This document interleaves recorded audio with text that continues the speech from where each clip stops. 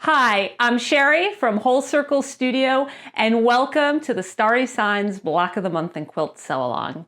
Today, I'm going to give you some tips as you begin to foundation paper piece your third Starry Signs block, the Pisces constellation.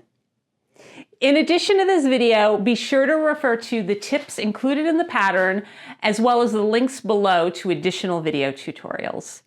This month, I'm going to share how I prefer to sew my paper pieces together using a scant 1/4 inch seam allowance. Let's get started. Like our previous block 2, this block also requires a little bit of assembly for the paper piece templates. Be sure to refer to the diagram shown on page 1 of the pattern to know how to arrange the pieces. You might also find it helpful to refer to last month's bonus video where I reviewed joining template pieces. I also have a great video tutorial on how to assemble paper piece templates. I'll include the links to both below. There are a number of smaller paper pieces that allow us to make this beautiful Pisces block. When I'm paper piecing, I often join my pieces using an ever so scant 1/4 inch seam allowance.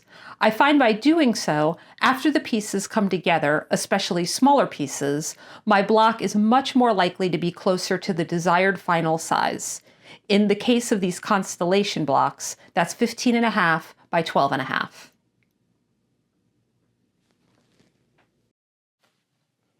If you're not familiar with the term scant 1/4 inch, it just means a little bit less than, ever so slightly, like the width of a thread or two less than a 1/4 inch. Since we know from this line to the edge of the paper is a 1/4 inch, I like to sew a little bit to the right of the line, especially when I have lots of smaller pieces that I'm joining. So let's take a look at what this looks like.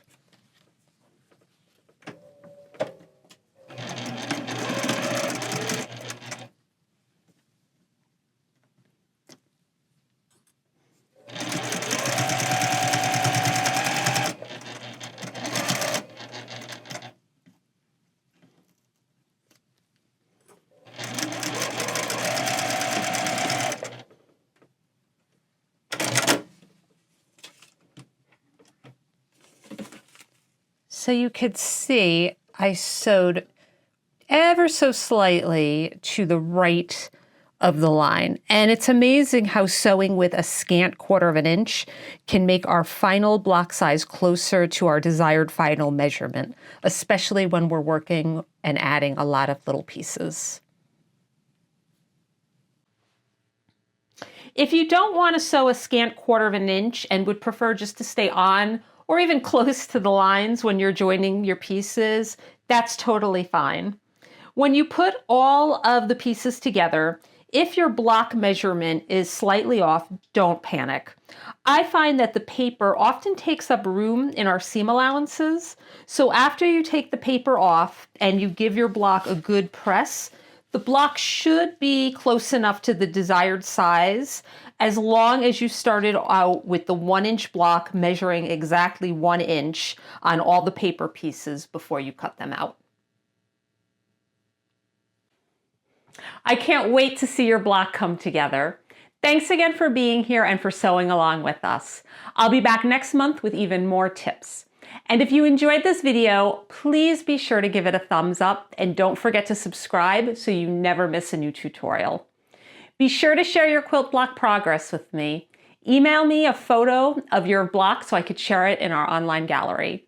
My email address can be found on the pattern. Or you could share your photo on Instagram. Be sure to tag me so I don't miss your post. See you next month and happy sewing.